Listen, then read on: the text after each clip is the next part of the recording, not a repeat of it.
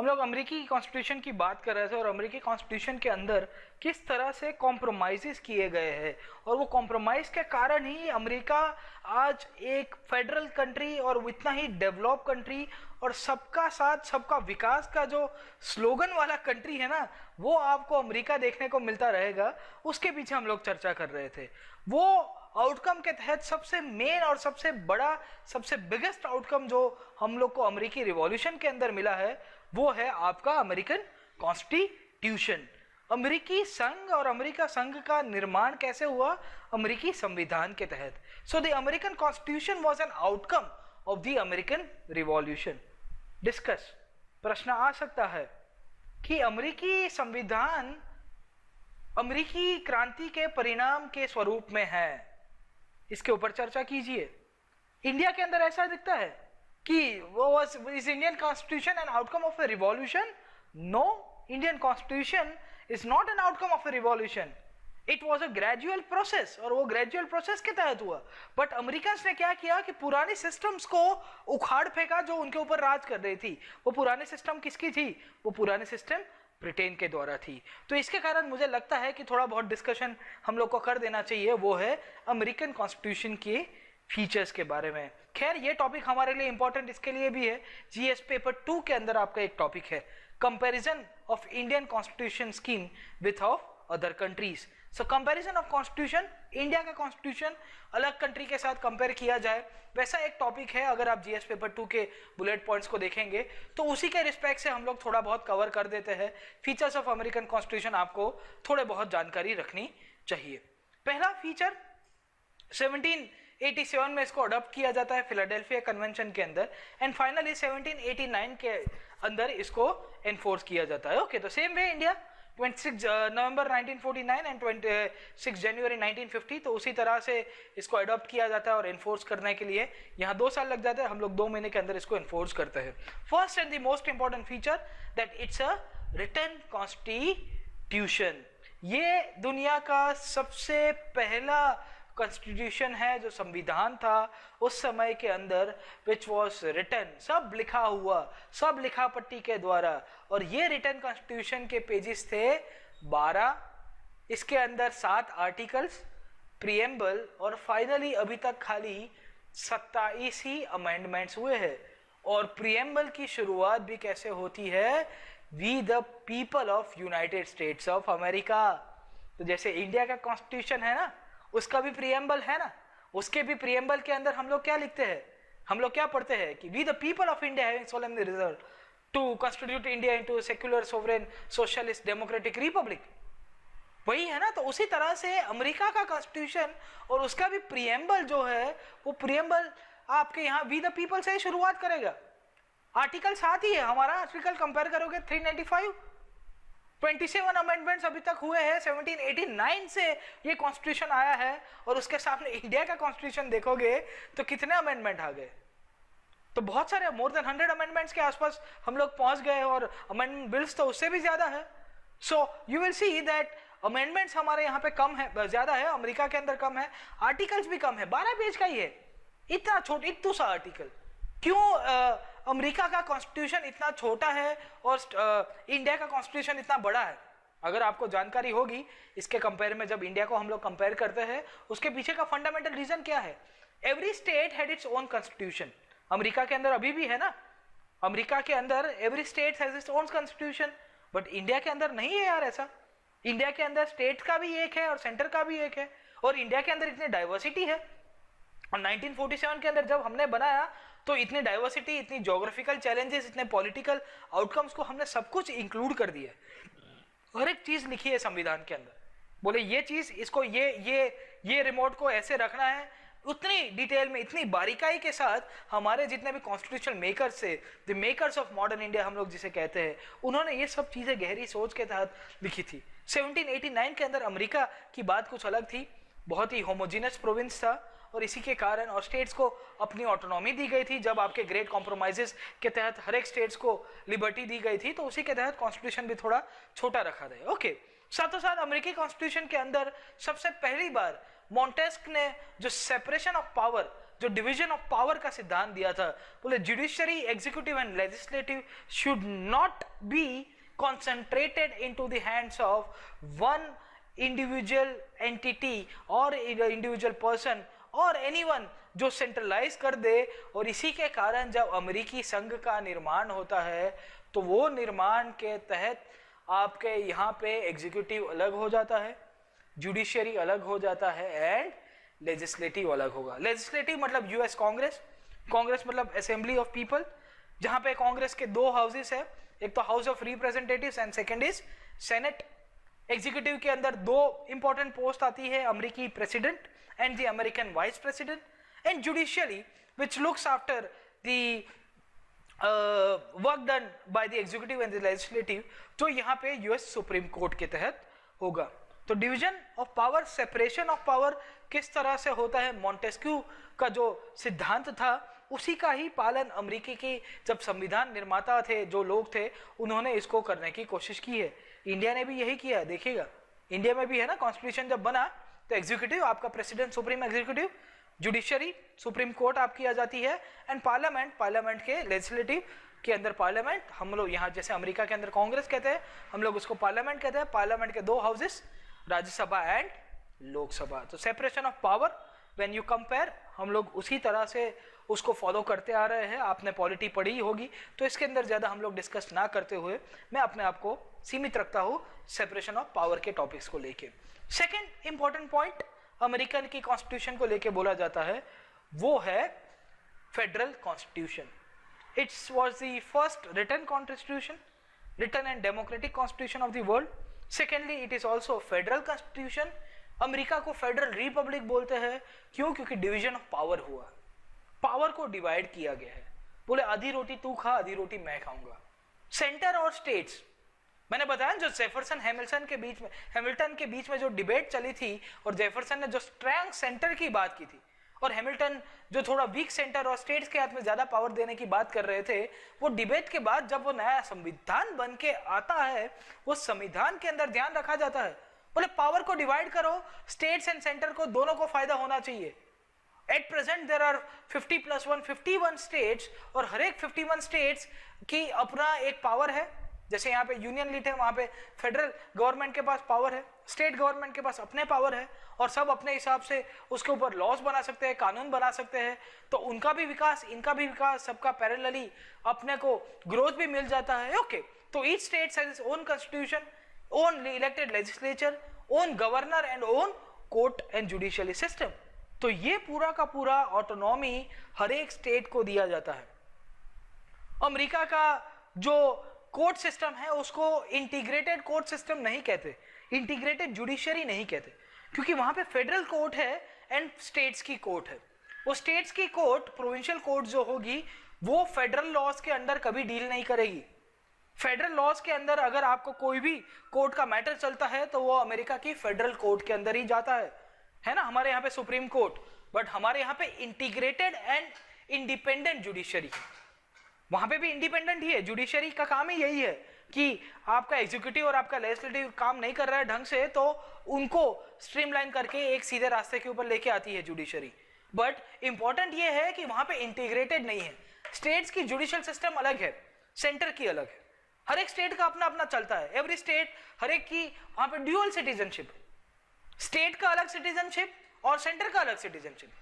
America की जो federation का जो है, say for example if you live in New York State and you move to Illinois, जहां पे आपका शिकागो नाम का सिटी आया है, तो if you move from New York to Illinois, तो आपको ये जानकारी रहनी चाहिए कि मैं अपना राज्य बदल रहा हूं, और राज्य बदलूंगा तो मेरी राज्य की सिटीजनशिप अब वहां से छोड़ के मुझे इलिनॉय की अपनानी पड़ेगी, और इसी के कारण आपका ड्राइविंग लाइसेंस से लेकर सब कुछ चेंज हो जाता। सेंटर का सेम रहेगा, you will be having American passport, उसी के तहत अपना कॉन्स्टिट्यूशन है। अमेरिका का जितना बड़ा कॉन्स्टिट्यूशन नहीं है, उससे बड़ा अल्बामा करके उनका एक स्टेट है, वो अलाबामा स्टेट का सबसे बड़ा कॉन्स्टिट्यूशन बोलते हैं पूरी दुनिया का। इतना मोटा सा कॉन्स्टिट्यूशन, इतना बड़ा दस्तावेज बन के रख दिया, बोले सब कुछ हम डाल देंगे कॉन्स्टिट्यूशन के अंदर। तो वैसे स्टेट्स बने, पहले 13 स्टेट्स हुआ करते थे, आज जाके 50 + 1 51 हो गए, 51 राज्य बन गए अमेरिका के अंदर। तीसरा मैंने आपको मुद्दा बताया वो है सेपरेशन ऑफ पावर, और सेपरेशन ऑफ पावर कैसे होता है अमेरिका के कॉन्स्टिट्यूशन के अंदर। जैसे हमने इंडिया का देखा ना कि जुडिशरी एग्जीक्यूटिव के साथ काम करती है, through out executive and judiciary के बीच में एक टग ऑफ वॉर चलता रहता है। जुडिशरी एक पंच मारेगा, एग्जीक्यूटिव दूसरा मारेगा, तो एक होता है बैटल ग्राउंड की तरह है। हम इसके कारण ही एक मुद्दे के ऊपर चर्चा करते रहते हैं, बोले जुडिशियल एक्टिविज्म इन इंडिया। तो उसी तरह से यहाँ पे भी आपको सेपरेशन ऑफ पावर देखने को मिलेगा। लेजिस्लेटिव मैंने आपको यूएस कांग्रेस बताया, ये लॉज बनाती है। एग्जीक्यूटिव आपके यहाँ पे पूरा का पूरा जितने भी लॉज बनाए गए उसको एग्जीक्यूट करेगी, एंड जुडिशरी आपके लॉज को इवेल्युएट करती है।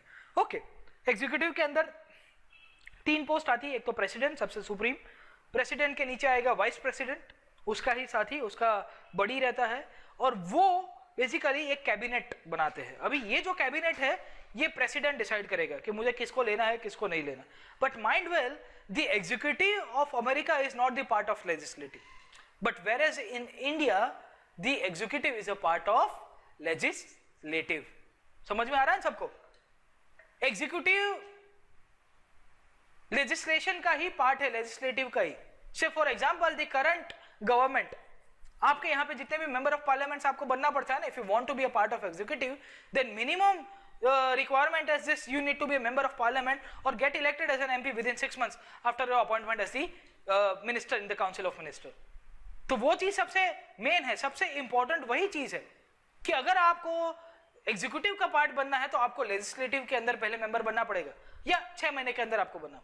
पर अमेरिका के अंदर ऐसा नहीं है। अमेरिका का जो लेजिस्लेटिव है उसके 2 हाउसेस, सेनेट और कांग्रेस। सेनेट के अंदर 51x2 या 50x2 100 मेंबर्स रहेंगे। कांग्रेस के अंदर टोटल आज की तारीख में 438 मेंबर्स है। हर एक स्टेट्स की सीट है, किसी की 50 है, किसी की 20 है, किसी की 25 है, और इस हिसाब से 438 मेंबर हुए। एंड दे आर इंडिपेंडेंट, वो इंटीग्रेटेड नहीं है एग्जीक्यूटिव के साथ। एग्जीक्यूटिव का जो कैबिनेट होगा, जो मंत्री परिषद होगी, वहां पे सेक्रेटरीज बोले जाते हैं अमेरिका के अंदर, वो प्रेसिडेंट खुद डिसाइड करता है। आज बराक ओबामा को लगा कि हाइपोथेटिकल स्पीकिंग मैं आपको समझा रहा हूं कि से फॉर एग्जांपल उसको मुझे अपना डिफेंस सेक्रेटरी बनाना है, प्रतीक नायक को। ओके, सो हो सकता है मुझे कॉल करेगा, अमेरिकन पासपोर्ट भेजेगा, बोले आ जाओ तुम अपना यूपीएससी का ये ठिकरा ठाम सब कुछ छोड़ के अपना बिस्तरा बोतला बांध के अमेरिका आ जाओ, तुमको डायरेक्टली डिफेंस सेक्रेटरी बना देते। ओके, उसके मन में आएगा वो कर सकता है भाई साहब। अभी मैं एक्सेप्ट करूंगा नहीं करूंगा वो बात सेकेंडरी है, बट मैं आपको एक हाइपोथेटिकल एग्जांपल के तहत ये चीज समझाने की कोशिश कर रहा हूं। Okay, so article 1, the legislative powers are vested in the Congress. इसके सिवा कोई भी कानून नहीं बना सकता, याद रखिएगा, बहुत ही इंपॉर्टेंट है अमेरिका को लेके। हमारे यहाँ पे ऐसा नहीं है। एग्जीक्यूटिव कभी कभी ऑर्डिनेंस के रास्ते से कानून बनाने की कोशिश करता है, वहां पे आपको डायरेक्ट इस तरह का इंटरफेरेंस नहीं देखने को मिलेगा। The executive powers vested in the president. हमारे यहाँ पे एग्जीक्यूटिव पावर किसके हाथ में है? Council of ministers, and ultimately president के हाथ में ही वो कंट्रोल हो जाता है। पर प्रेसिडेंट हमारे यहाँ पे नॉमिनल है। वहां पे अमेरिका के अंदर प्रेसिडेंट जो है वो रियल एग्जीक्यूटिव बोलते हैं, उसको चीफ रियल एग्जीक्यूटिव बोला जाता है। बोले चीफ भी है और रियल भी है। Head of the state and head of the government is same. India के अंदर नहीं है ऐसा। Head of the state is someone else, head of the state is the president, head of the government is the head of the council of the minister, जो आपके prime minister है। तो head of the state हमारे यहाँ पे Pranab Mukherjee sir होते हैं, head of the government हो गए नरेंद्र मोदी साहब, बट वहां पे head of the state and head of the government both are same. मतलब कौन है? बराक ओबामा, सब कुछ है, अंकल सैम बोलते हैं ना उनको। खैर, आर्टिकल 3 अमेरिका कॉन्स्टिट्यूशन का बताता है that the judicial powers are vested in Supreme Court and in such courts as Congress establishes। Congress के मन के अंदर आया तो कांग्रेस वैसी कोर्ट्स को एस्टैब्लिश कर सकेगी। बाकी मेजोरिटी जितने भी जुडिशियल पावर है वो किसके हाथ में है? सुप्रीम कोर्ट के अंदर। तो अमेरिका का जुडिशरी, आर्टिकल 1, 2, 3 इंडिया का है ना, article 1 India that is Bharat shall be A union of state, उस तरह से शुरू होता है। Article 2 and article 3 talks about the states, but America का आर्टिकल 1, 2, 3 सेंटर आपकी एग्जीक्यूटिव, लेजिस्लेटिव एंड जुडिशरी की डेफिनेशन करता रहेगा। अब देखिएगा कि ये सेपरेशन ऑफ पावर की हम लोग बात कर रहे थे। ये सेपरेशन ऑफ पावर के तहत अमेरिका के कॉन्स्टिट्यूशन के अंदर चेक्स एंड बैलेंसेस बहुत छोड़े गए, मतलब इंक्लूड किए गए। जैसे पहला checks and balance, president Obama जो एग्जीक्यूटिव है वो चीफ रियल एग्जीक्यूटिव बोलते हैं उनको, और उनको मन में आया कि मैं अपना जो बेस्ट फ्रेंड है Pakistan, I will help my best friend for ever, BFF बोलते हैं ना हम लोग इंटरनेट की लैंग्वेज के अंदर, कि by giving them an aid of $5 billion. बोले वाह वाह वाह, प्रेसिडेंट को पसंद आ गया। बट इंपॉर्टेंट क्या है, ये ट्रीटी पाकिस्तान के साथ अगर $5 बिलियन की करना चाहते हैं ओबामा साहब, तो ये ट्रीटी को उसको कंफर्म करना पड़ेगा। किसके थ्रू? बोले सेनेट के थ्रू। सेनेट कौन है? बोले हर एक स्टेट से जो 2-2 मेंबर आते हैं ना, 50x2 100 मेंबर्स, जो अपर हाउस है यूएस कांग्रेस का, उनके थ्रू उसको कंफर्म कराना पड़ेगा कि Senate confirms the higher appointments made in the international treaties concluded by the president. आज अमेरिका के प्रेसिडेंट को मुझे डिफेंस सेक्रेटरी बनाना हो ना, तो वो चाहते हुए भी कभी कभी नहीं बना पाएंगे। क्यों? क्योंकि सेनेट के अंदर अगर डेमोक्रेटिक पार्टी जहां से वो बिलोंग करते हैं उसकी मेजोरिटी नहीं होगी तो मेरे नाम का बिल रुक जाएगा। ओके, तो हो सकता है कि ओबामा इतना कभी कभी प्रयत्न कर दे पर मैं नहीं बन पाऊंगा। खैर, आज की तारीख में सेनेट के अंदर तो वो मेजोरिटी के अंदर है, तो इसके लिए चिंता की बात नहीं है। तो अगर आपकी पार्टी वाला कोई ऊपर होगा तो आपको फायदा डेफिनेटली करा सकता है। तो चेक्स एंड बैलेंसेस रखे गए, प्रेसिडेंट के हाथ में एब्सोल्यूट पावर नहीं दिया गया, कहने का मतलब ये है। तो उसी तरह से ये जो प्रेसिडेंशियल फॉर्म ऑफ सिस्टम है उसकी हम लोग बात करें। दूसरा चेक्स एंड बैलेंस यहाँ पे किया गया है। से for example, if a Congress passes a bill, Congress मतलब आपका लेजिस्लेटिव, जिसके अंदर house of representatives and senate भी आते हैं, बट प्रेसिडेंट के पास पावर दिया गया है that he can veto the bill. President मतलब आपका एग्जीक्यूटिव। इंडिया के अंदर जो आपका चीफ एग्जीक्यूटिव है वो आपका प्राइम मिनिस्टर है।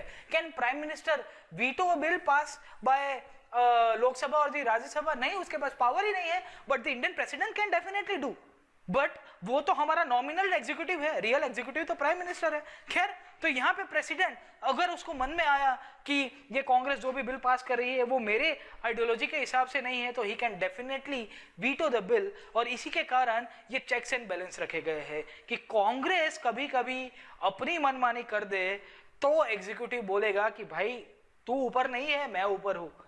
प्रेसिडेंट कभी कभी अपनी मनमानी कर दे तो सेनेट बोलेगा कि भाई तू ऊपर नहीं है, मैं ऊपर हूं। तो कौन बड़ा? कभी सेनेट बड़ा, कभी प्रेसिडेंट बड़ा, कभी जुडिशियरी बड़ी। यहाँ पे तीसरा, यहाँ पे हम लोग चेक्स एंड बैलेंस की बात करें अमेरिका कॉन्स्टिट्यूशन की, तो चेक्स एंड बैलेंसेस के तहत कि कांग्रेस डिसाइड करेगा कि यूएस की सुप्रीम कोर्ट का ऑर्गेनाइजेशन स्ट्रक्चर और एपीलेट जुरिस्डिक्शन कैसा होगा। हमारे यहाँ पे भी है ना, पार्लियामेंट डिसाइड करती है ना, पार्लियामेंट डिसाइड करती है कि भाई इसका अलग कोर्ट बनानी है कि नहीं बनानी। तो जुडिशियरी इंडिपेंडेंट है, पर जुडिशियरी का ऑर्गेनाइजेशन और उसका एपीलेट जुरिस्डिक्शन, फेडरल जुडिशियरी है जो आपकी सुप्रीम कोर्ट है, उसका एपीलेट जुरिस्डिक्शन कौन डिसाइड करता है? बोले कांग्रेस। तो जुडिशियरी इनडायरेक्टली कांग्रेस के अधीन में आई, बट उसके बाद कांग्रेस वहां पे इंटरफियर नहीं करेगा। कल उठ के हो सकता है कि अगर कांग्रेस का कहा जुडिशियरी, कांग्रेस कुछ अलग कर दे तो जुडिशियरी उसको निगेट कर सकती है। इसके बाद एक और चेक्स एंड बैलेंस की बात कर रहे हो, और चेक्स एंड बैलेंसेस के तहत मैं आपको बता रहा हूं कि प्रेसिडेंट जो आपका एग्जीक्यूटिव है वो सेनेट की कंसेंट से सुप्रीम कोर्ट के अंदर जजेस को अपॉइंट कर सकता है। हमारे यहाँ पे होता है, हमारे यहाँ पे चेक्स एंड बैलेंसेस हम लोग देखते हैं, तो हमारे यहाँ पे कैसा है, आपकी हायर अपॉइंटमेंट जो जुडिशियरी के अंदर कैसे होती है? कॉलेजियन सिस्टम से, है ना। सुप्रीम कोर्ट हम लोग लेके आए थे एनजेएसी, और फाइनली सुप्रीम कोर्ट ने उसको क्या बोल दिया? अनकॉन्स्टिट्यूशनल। एक कमिटी बनानी थी ना, नेशनल जुडिशियरी अपॉइंटमेंट कमीशन, और उसके जुडिशियल अपॉइंटमेंट कमीशन, पर सुप्रीम कोर्ट ने उसको अनकॉन्स्टिट्यूशनल बोल दिया। बट यहाँ पे प्रेसिडेंट को मन में आया, देखो फिर से ये हायर अपॉइंटमेंट वाला ही केस है, ओबामा को लगा कि प्रतीक नायक को अमेरिका की सुप्रीम कोर्ट का चीफ जस्टिस बनाना है, तो वो मुझे बोल देगा कि भाई कल से तू अमेरिकन पासपोर्ट लेके आजा, मैं तेरे को अमेरिका बुला रहा हूं। But provided he has to take the consent of the Senate. अगर सेनेट मना करता है ना कि बोले ये प्रतीक नायक एंटी नेशनल है, अमेरिका के लिए अच्छा नहीं करेगा, तो मेरी अपॉइंटमेंट नहीं हो सकती। ओके, सो कहने की बात ये है that the president appoints the जजेस with the consent of the Senate. Where you compare the Indian constitution, तो इंडिया के कॉन्स्टिट्यूशन के आपको देखने को मिलता है नहीं। The judiciary appoints the member of the judiciary, है ना, collegium system. Supreme court chief justice plus 2 senior most justice जजेस, और इनका एक कॉलेजियम बनता है। वो नाम रेकमेंड करते हैं, वो खाली कैबिनेट के पास जाएंगे, और कैबिनेट को उसी नाम के अंदर से डिसाइड करना है कि इसको एक्सेप्ट करना है कि इसको रिजेक्ट करना है। बट दे कैन नॉट से कि भाई आप ये आदमी को जज बना दो, ये नहीं हो सकता। ओके, तो बहुत सारे चेक्स एंड बैलेंसेस है। वो चेक्स एंड बैलेंसेस के तहत मैंने आपको बताया कि सुप्रीम कोर्ट और अमेरिका की जो जुडिशियरी है वो आपके एग्जीक्यूटिव और वो आपकी लेजिस्लेटिव, इन दोनों की जो एक्स्ट्रा कॉन्स्टिट्यूशनल एक्टिविटीज होगी, the supreme court can declare the congressional laws and the presidential orders as ultra vires. बोले सुप्रीम कोर्ट को लगा कि this is bypassing the fundamental law of the country, तो बोल सकती है कि this is unconstitutional. So supremacy of constitution and judicial review, शायद तक आपको जानकारी होगी, आपने पॉलिटी की किताबों के अंदर भी पढ़ा भी होगा कि जुडिशियल रिव्यू हम लोग कहां से लेके आए, है ना। हमने एक क्वेश्चन आता रहता था पहले, बोले Indian constitution is borrowed constitution, ये चीज यहां से लाई, ये चीज वहां से लाई, ये चीज फला से लाई, तो ये है ना वहां से तो आया। तो supremacy of constitution, constitution supreme है, और कॉन्स्टिट्यूशन सुप्रीम के तहत, इसके तहत आपको ये भी जानकारी रहनी चाहिए कि judicial review, supreme court Congress के द्वारा पास किए गए कोई भी लॉज, एग्जीक्यूशन के द्वारा एग्जीक्यूटिव के पास किए गए कोई भी ऑर्डर्स को आराम से रिव्यू करेगा और बोल देगा कि कॉन्स्टिट्यूशन सुप्रीम रहना चाहिए।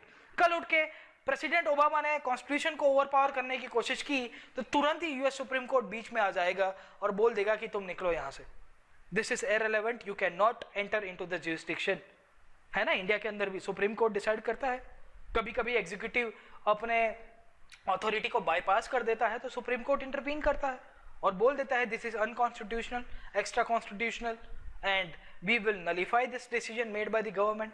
ओके, तो ये बहुत इंपॉर्टेंट है। तो सेपरेशन ऑफ पावर की जब हम लोग बात करते हैं तो सेपरेशन ऑफ पावर इंडिया में भी है भाई, उसमें कोई दो मत नहीं है कि इंडिया में सेपरेशन ऑफ पावर नहीं है, पर इंडिया का जो सिस्टम है वो अमेरिका से अब आप कंपेयर करोगे ना, आपका टॉपिक क्या है, comparison of Indian constitutional scheme width of other countries. तो कंपैरिजन ऑफ कॉन्स्टिट्यूशंस की जब बात करते हैं तो उसके अंदर आपको जानकारी रहनी चाहिए कि सेपरेशन ऑफ पावर के तहत जो चेक्स एंड बैलेंसेस रखे गए हैं वो अलग है, इंडिया के अलग है, अमेरिका के अलग है। तो आपको कहीं कंपैरिजन के अंदर पूछे तो आपको इस तरह से लिखना होगा। ओके, सो इंडिया का मैं स्लाइड्स के अंदर इंक्लूड नहीं कर रहा हूँ, आपने पढ़ ही लिया होगा। खैर अभी सब लोग अभी मेंस लिख रहे हैं तो आपने ये सब प्रीलिम्स विलिम्स के लिए तैयारी करी दी होगी, तो इसके अंदर हम लोग ज्यादा नहीं चर्चा करते हैं। ओके, अब देखिएगा, अमेरिका का कॉन्स्टिट्यूशन ऐसा कॉन्स्टिट्यूशन है जिसने सबसे पहली दफा बिल ऑफ राइट्स को इंक्लूड किया था, है ना। इंडिया के कॉन्स्टिट्यूशन के अंदर भी Indian constitution also has article 14 से लेकर आर्टिकल 32 क्या बताता है, फंडामेंटल राइट्स।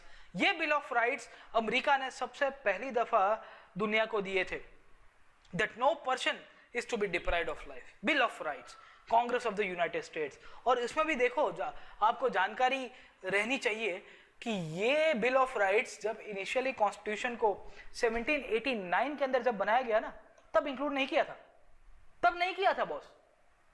अब बोलो इंडिया आजाद हुआ और इंडिया आजाद होने के बाद इंडिया ने जब अपना संविधान बनाया तो उसने फंडामेंटल राइट्स को सबसे सुप्रीम किया। बोले ये तो बेसिक स्ट्रक्चर है इंडिया के कॉन्स्टिट्यूशन के, बट अमेरिकन को 10 अमेंडमेंट पास करने पड़े।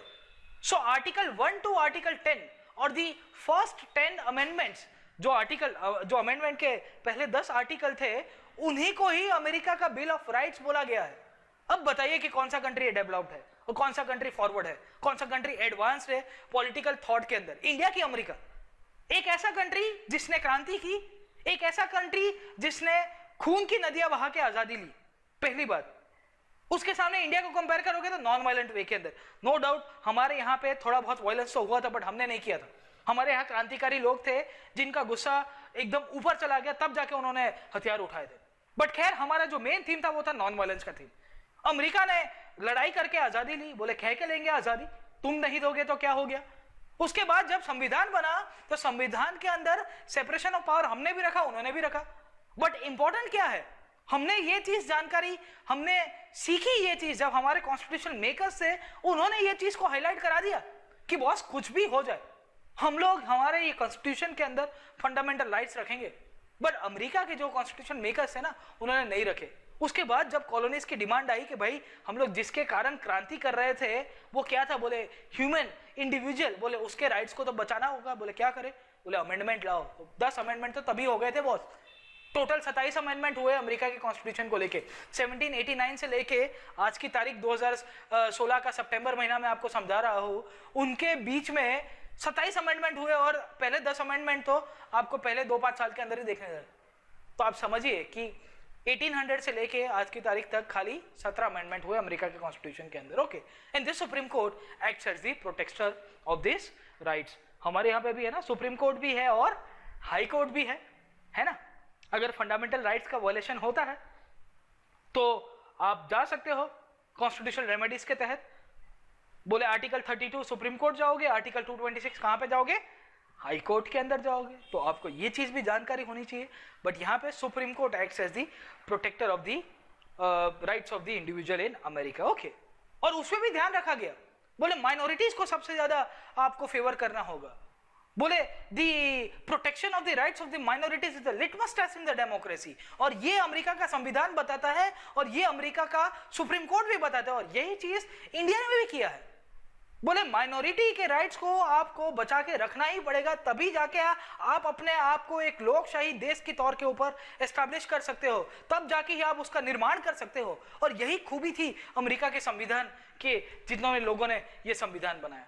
खैर उसके अंदर हम लोग आते हैं कि कहाँ उन्होंने कमी छोड़ दी थी, क्योंकि राइट्स तो दिए पर स्लेव्स को राइट नहीं दिए, रेड इंडियंस को राइट अभी भी नहीं दिए गए थे। ओके, तो first 10 amendments the bill of rights, इसके अंदर 1 2 3 4 5 6 7 8 9 10 आप देख लीजिएगा कि इस तरह से बिल ऑफ राइट्स होते हैं। ओके, कि यहाँ पे मीटिंग कर सकते हैं, अपने आर्म्स रख सकते हैं, किसी को मिलना है, all this things, protection against trial, जैसे हमारे फंडामेंटल राइट्स के अंदर है, उसी तरह से अमेरिका के कॉन्स्टिट्यूशन के अंदर भी आपको ये सब राइट्स देखने को मिलते रहेंगे। ओके, सो 3-4 मुद्दे हम लोग चर्चा कर रहे हैं और उसके चर्चा के तहत मैंने आपको बताया। एक और अमेरिका के कॉन्स्टिट्यूशन का फीचर है, वो है रिजिड कॉन्स्टिट्यूशन। हमारा कॉन्स्टिट्यूशन कैसा है, we have a mixture of rigidity and flexibility, है ना। रिजिड कॉन्स्टिट्यूशन और फ्लेक्सिबल कॉन्स्टिट्यूशन किसे कहते हैं, कि अगर कोई चीज चेंज के लिए तैयार हो तो हम लोग क्या बोलते हैं, बोले फ्लेक्सिबल इंसान।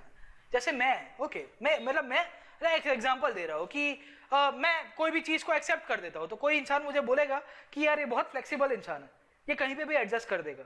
बट कोई इंसान ऐसे होते हैं कि जो एकदम अपने आप को टाइट बना के रख दे, बोले नहीं एक बार बैठ गया तो बैठ गया, यहाँ से हटूंगा नहीं मैं, सो उनको रिजिड बोलेंगे। वैसे ही अमेरिका का कॉन्स्टिट्यूशन है, तो उनके जितने भी संविधान निर्माता थे, तो कॉन्स्टिट्यूशन मेकर्स ऑफ अमेरिका, इन्होंने एकदम रिजिड कर दिया अपना, बोले कुछ भी हो जाए। Okay, so in the America का जो कॉन्स्टिट्यूशन अमेंडमेंट है वो बहुत ही जटिल है। क्यों जटिल, इसके लिए है कि amendment can only be proposed when the 2/3 of the members of both the houses of the Congress से यस। जैसे इंडिया के अंदर तो 3 प्रकार के अमेंडमेंट है, एक तो आर्टिकल 368, एक है आर्टिकल 368 के अंदर ना आते हुए सिंपल मेजोरिटी से अमेंडमेंट हो जाता है, एक है आप 50% स्टेट्स की कंसेंट लेके आ जाए। यहाँ पे क्या है, 2/3 मेंबर्स पहले प्रपोज करेंगे। जैसे आज की तारीख में अमेरिका के अंदर 438 आपकी यूएस हाउस ऑफ रिप्रेजेंटेटिव्स के मेंबर्स है और 100 सेनेट के, 100 members from senate. So in all 538 members में से 2/3 मेंबर्स प्रपोज करे तो ये लोग पहले अमेंडमेंट की तरफ जाएंगे। 2/3 मेंबर्स ने वोटिंग कर दिया, 538 के 2/3 मेंबर्स, और इन्होंने डिसाइड कर दिया कि चलो चलो हम लोग को ये चीज अमेंड करनी है। फिर उसके बाद स्टेट्स के अंदर जाता है और स्टेट्स 3/4 मेजोरिटी से आपको वहां पे पास कराना है। इंडिया में कैसा है कि पार्लियामेंट ने पास कर दिया, उसके बाद कहां जाता है, स्टेट्स। बट हमारे कैसी है, 1/2 मेजोरिटी फ्रॉम द स्टेट्स, है ना। कि जैसे ये तेलंगाना वाला मसौदा था, तो तेलंगाना के हाफ स्टेट्स या आपकी जो भी स्टेट की असेंबली थी उसमें 50% ही चाहिए था। सिमिलरली अगर आपको कोई भी कॉन्स्टिट्यूशनल अमेंडमेंट करना है जो स्टेट्स के साथ अफेक्ट कर रहा हो, तो तुरंत क्या करोगे, बोले आप 50% ऑफ द स्टेट्स का एक्सेप्टेंस ला दो, तो आपके 14 स्टेट्स का एक्सेप्टेंस आ गया इंडिया के अंदर, तुरंत हो जाएगा। बट अमेरिका के अंदर आपको 50 में से 38 स्टेट्स का एक्सेप्टेंस चाहिए, रेटिफिकेशन चाहिए, तब जाके कॉन्स्टिट्यूशन अमेंडमेंट होगा। वो भी 7 साल का टाइम दिया। इनको पता था कॉन्स्टिट्यूशन मेकर्स को, बोले ये रेटिफिकेशन जल्दी होगा नहीं, क्योंकि जो रेसिड्यूअरी पावर जो है, जैसे है ना इंडिया का यूनियन लिस्ट, स्टेट लिस्ट और कॉन्करेंट लिस्ट, और इन तीनों लिस्ट के तहत आपको ये जानकारी होगी कि रेसिड्यूअल पावर जो बचा कुचा जितना भी सब्जेक्ट्स हो गए वो किसके हाथ में जाएंगे, सेंटर के हाथ में। बट यहाँ पे अमेरिका के अंदर the residuary power goes to the hand of the states. तो जब स्टेट्स के हाथ में जाता है तो इन्होंने 38 स्टेट्स की मेजोरिटी चाहिए, तब जाके आप कॉन्स्टिट्यूशन अमेंडमेंट कर सकते हो 7 साल के तहत। अगर ये प्रोसेस के अंदर नहीं चलता है तो दूसरा प्रोसेस भी है अमेंडमेंट करने का। दूसरा प्रोसेस क्या है कि बोले 2/3 of the states petition to Congress for amendment, और इसके बाद कांग्रेस एक कॉन्स्टिट्यूशनल कन्वेंशन की घोषणा करेगी। जैसे 34 आउट ऑफ 50 स्टेट्स डिसाइड्स कि हम लोग को कुछ अमेंडमेंट करना है। जैसे इंडिया के अंदर है ना, 2 या 2 से ज्यादा राज्य मांग करेंगे, बोले कुछ चेंज करके दो, तो राज्यसभा उसके ऊपर कानून बनाएगी और कॉन्स्टिट्यूशन अमेंडमेंट के रास्ते से जा सकते हैं। यहाँ पे अमेरिका के अंदर 2/3 स्टेट्स, 34 आउट ऑफ 50 स्टेट्स, वो कांग्रेस को पिटिशन करेंगे, बोले हमको चाहिए चेंज, बोले हमको परिवर्तन चाहिए, आप करके दो।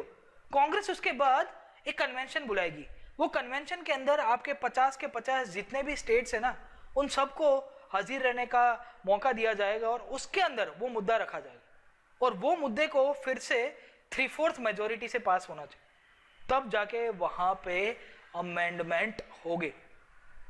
तो पहले 34 राज्यों ने मिलके एक मसौदा कांग्रेस को दिया, कांग्रेस ने एक कन्वेंशन बुलाया, वो कन्वेंशन के तहत 50 के 50 राज्य वापस मिले और उसके बाद 38 स्टेट्स को रेटिफाई करना पड़ेगा। मतलब पहले 34 ऑलरेडी थे, वो 34 को और 4 राज्यों को बोलना पड़ेगा कि भाई वोट दे देना, भाई वोट दे देना, तब जाके ऐसे 4 लोग आएंगे और इनके साथ जुड़ जाएंगे और उसके बाद वोटिंग होगी और वोटिंग के तहत फाइनली डिसाइड होगा कि ये अमेंडमेंट कंसिडर होगा कि नहीं होगा। So it is way too hard to amend. 38 states को अमेंड करना, मतलब राजी करना, छोटी मोटी बात है।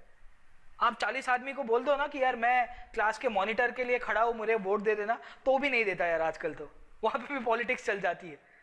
हम लोग स्कूल के अंदर रहते थे तो 10वीं और 12वीं के अंदर क्लास रिप्रेजेंटेटिव्स के इलेक्शंस होते थे, उसमें 50-60 की क्लास स्ट्रेंथ होती थी तो भी वोट नहीं मिलते थे यार। 50 में से 38 लोग नहीं वोट देते यार, क्योंकि किसी को पसंद नहीं आता, अपने सबके वेस्टेड इंटरेस्ट है।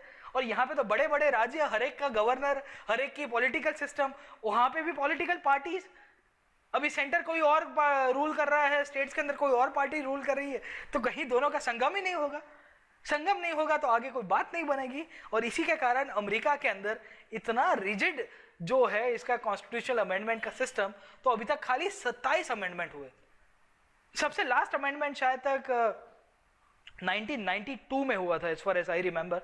हाँ, 1992 में हुआ है, उसके बाद अमेंडमेंट भी नहीं हुआ है। ओके, तो बहुत time, 1892 and 99, I am not sure, but आप देख लीजिएगा, ऐसे तो आपके टॉपिक के अंदर आता नहीं है। Okay, the final and the most important feature of the American constitution is the presidential form of government.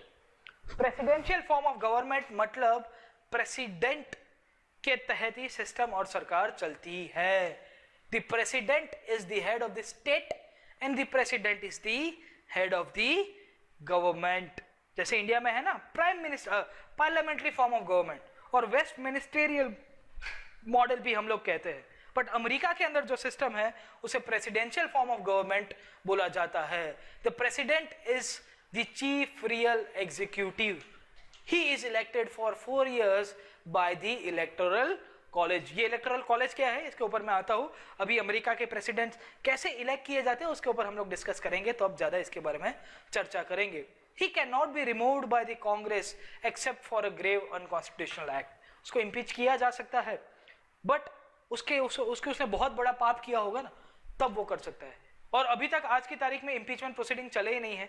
Last impeachment proceeding America की कांग्रेस ने चलाया था, वो बिल क्लिंटन वाले मामले में चलाया था। आपको जानकारी होगी 1996-98 का समय जो था, और वहाँ पे बिल क्लिंटन साहब थोड़े फिसक गए थे तो मोनिका लेविंस्की वाले केस के अंदर। तो वहाँ पे पार्लियामेंट, उनकी जो यूएस कांग्रेस थी, उन्होंने इम्पीचमेंट प्रोसीडिंग्स चलाने की कोशिश की थी, बट ज़्यादा कुछ नहीं हो पाया था। Okay, so he governs with the help of the cabinet. और ये कैबिनेट जो है बराक ओबामा की, उसके वहाँ पे ये एडवाइजरी बॉडी कहते हैं। Okay, so this cabinet is a advisory body and consist of non elected departmental secretaries. मैंने बताया ना, if Obama wants to make me the secretary of the state, मतलब होम मिनिस्टर उनका, वहां पे सेक्रेटरी की पोस्ट है, secretary of defence, secretary of economic affairs, secretary of state. तो सेक्रेटरी ऑफ स्टेट जैसे उनको बनाना है, उनका होम मिनिस्टर। ओके, अमेरिका का। So he can definitely make me the secretary of the state and I am non elected. I will just advise the president. I'll say, Mr. President, that we need to govern this country by this law, and इस हिसाब से हमको शासन चलाना चाहिए। And I am non-elected, provided मेरा जो stamp है ना वो कहाँ से लग के आना चाहिए, सेनेट से। सेनेट डिसाइड करेगा। प्रेसिडेंट ने मेरा नाम ले लिया, पर सेनेट के अंदर अगर प्रेसिडेंट की जो पार्टी है उसके वहाँ पे उसकी मेजोरिटी नहीं होगी, तो हो सकता है अगर प्रेसिडेंट सेनेट को कॉन्फिडेंस में ना ले तो हो सकता है कि मेरी अपॉइंटमेंट नहीं होगी। बट इंडिया के अंदर है ऐसा, इंडिया का जो कैबिनेट है which includes the council of ministers as well, तो उसके लिए आपको they are non elected representatives, no, they are all elected representatives, है ना। हमारे जो मिनिस्टर्स है दे आर ऑल इलेक्टेड। हर एक को इलेक्ट तो होना ही पड़ता है, लोकसभा या राज्यसभा 6 महीने के अंदर तो आपको वहां से आना ही है। Okay, so they are responsible to the president, this secretaries, and that can be removed by him any time.